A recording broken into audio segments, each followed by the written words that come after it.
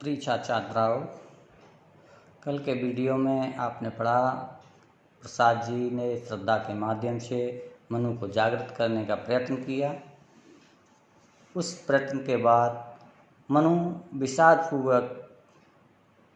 से भरकर श्रद्धा से कहते हैं कि आपने मधुर मधुर मंद मंद सुगंधित पवन के समान अपने निश्वासों से जो विलासपूर्ण बातें मुझसे कही हैं, वे बातें मेरे मन को, हृदय को निरंतर उत्साह से उमगाने वाली हैं।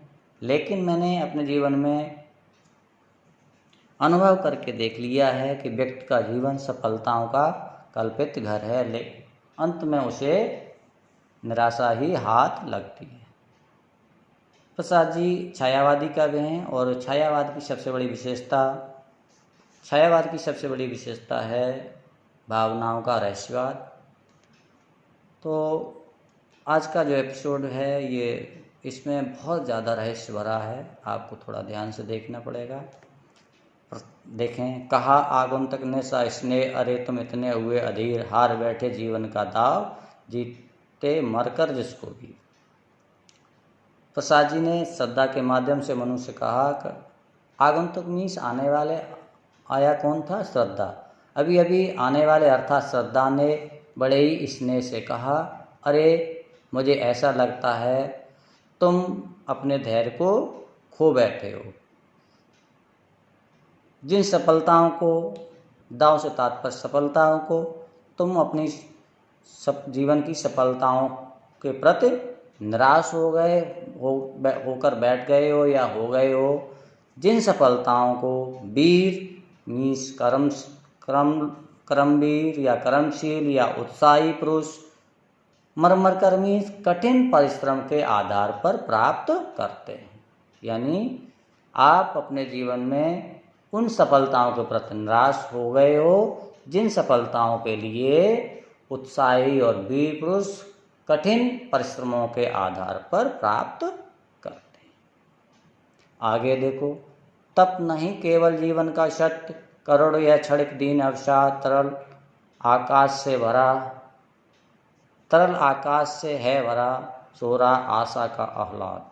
यहाँ देखें, तपस्वी के रूप में इसलिए क्योंकि मनु ने काफ़ी श्रद्धा के प्रयत्न के बावजूद भी अपने मन को जागृत नहीं किया, इसलिए तपस्वी के रूप में श्रद्धा मनु को देखती हैं और कहती हैं कि इस संसार में, हे तपस्वी, इस संसार में तपस्या करना ही केवल जीवन का सत्य नहीं है। तप नहीं केवल जीवन का सत्य, हे तपस्वी, इस संसार में तपस्या करना ही जीवन का सत्य नहीं है।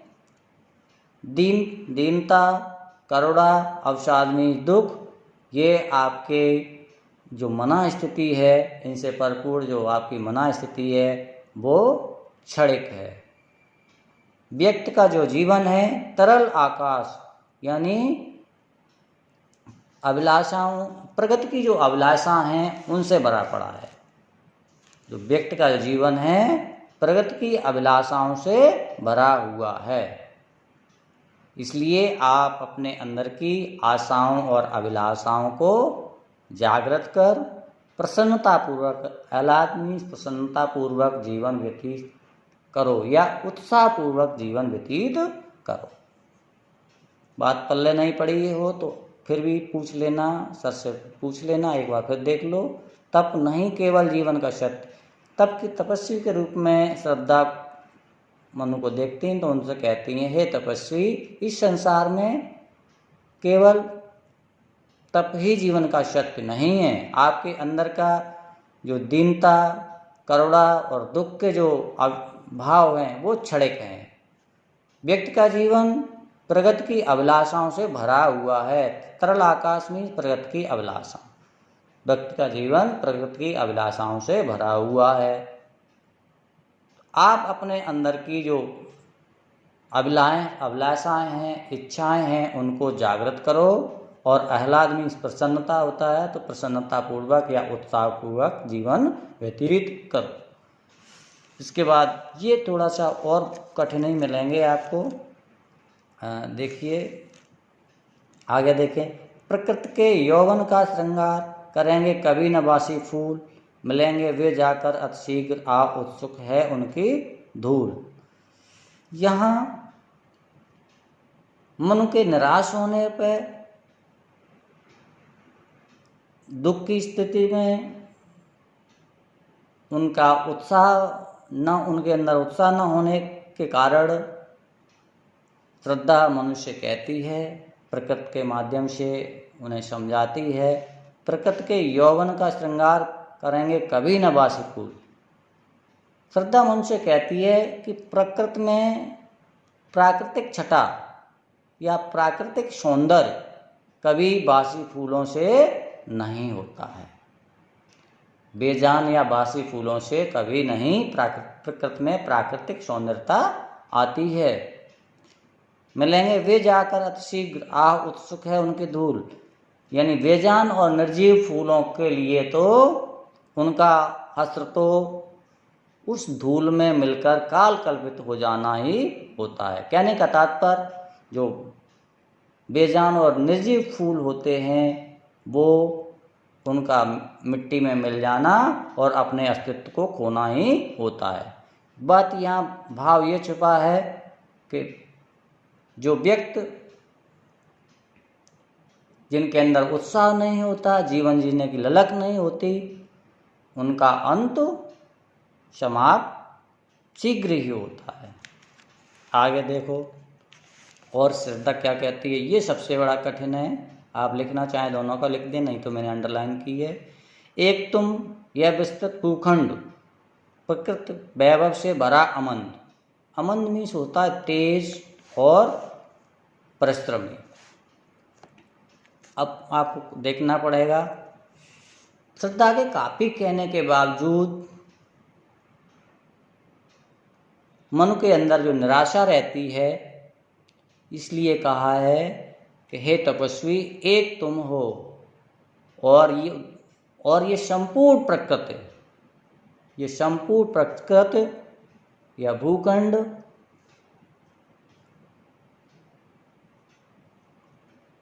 प्रसन्नता से, सौंदर्य से भरा पड़ा है, वैभवों से भरा पड़ा है, और एक आप हैं जो निराशा लिए हुए बैठे। कहने का तात्पर्य, आपके अंदर की जो निराशा है उसे त्यागो। यह विस्तृत भूखंड प्रकृति वैभव से भरा, यानी ये संपूर्ण पृथ्वी है, ये संपूर्ण प्रकृति वैभवों में होती है, संपन्नता, पूर्णता, सुख, आनंद। ये संपूर्ण जो पृथ्वी का भूखंड है प्राकृतिक वैभवों से भरा हुआ है। आप अमन मीन्स होता है तेज या परिश्रम। आप कठिन परिश्रम के द्वारा इस प्रकृति के वैभवों का आनंद या उपभोग कर सकते हो। आगे देखें, कर्म भोग और भोग कर्म। व्यक्ति अपने इस जीवन में पूर्व जन्मों के संचित पुण्य कर्मों के आधार पर प्राकृतिक का या प्रकृति का जो वैभव होते हैं, जो सुख संपदाएं होती हैं, उनका उपभोग करते हैं। कर्म का भोग समझ गए आप? कर्म का भोग से तात्पर्य व्यक्ति इस जीवन में पूर्व जन्म में संचित पुण्य कर्मों के आधार पर इस संसार में प्राकृतिक या सुख संपदाओं का उपभोग करता है, और उन उपभोगों को करते हुए आगामी जीवन के लिए सदकर्मों को संचित करता रहता है। क्योंकि यहाँ देखो, ये कुछ इसमें अर्थ नहीं है, भाव के अनुसार बोलना पड़ेगा, क्योंकि जो हमारी भारतीय पुण्य संस्कृत है वो भी यही कहती है कि व्यक्ति को बिना फल की चिंता किए हुए संसार में सदकर्मों को करना चाहिए। तभी तो यहाँ देखो, यही जड़ चेतन का, तभी तो ये जो जड़ वृक्ष हैं वो मनुष्यों की बात कह लें, या एक शब्द है, देखो मेरे दिमाग में नहीं मिल रहा है,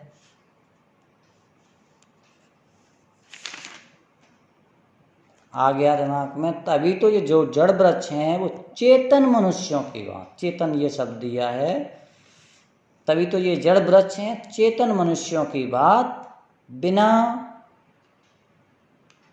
स्वार्थ के, बिना फल के, फल फूलते हुए आनंद का अनुभव कर रहे हैं। यही जड़ प्रकृति का चेतन आनंद है। आप इसको एक बार फिर से देख लें, थोड़ा बड़ा हो रहा है वीडियो, कोई बात नहीं है। एक तुम काफ़ी प्रयत्न के बाद उनकी निराशा नहीं टूटती है तो तपस्वी के रूप में देखती हैं, तो उनसे यही कहती हैं कि संपूर्ण प्रकृति विभवों आनंद से भरपूर है और एक आप हैं जो निराशा का लबादा लिए हुए बैठे हो, दुख क्षोभ से भरे पड़े हो। ये संपूर्ण जो प्रकृति है विभिन्न वैभवों से भरपूर है। ये संपूर्ण पृथ्वी विभिन्न प्राकृतिक सौंदर्य, प्राकृतिक वैभवों से भरपूर है। आप अमन मीन्स तेज या परिश्रम, आप कठिन परिश्रमों के आधार पर इन वैभवों का, इन प्राकृतिक सौंदर्यों का, इन प्राकृतिक आनंदों का उपभोग कर सकते हो। कर्म भोग इस संसार में जो व्यक्त होते हैं अपने पूर्व जन्म के पुण्य कर्मों के आधार पर प्राकृतिक वैभवों का उपभोग करते हैं और उन प्राकृतिक उपभोगों का उपभोग करते हुए आगामी जन्म के लिए सद्कर्मों का संचय करते हैं। इसीलिए तो यहाँ आपको मैंने एक और बात बताई थी कि हमारी जो भारतीय पुण्य संस्कृति है यही कहती है कि व्यक्ति को बिना कर्म, बिना फल की इच्छा किए कार्य को करते रहना चाहिए।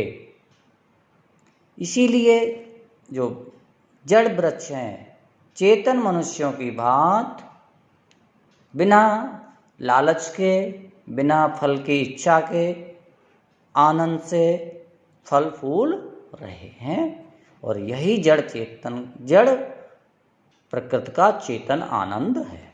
आप यहीं तक है, मैंने आगे बाद में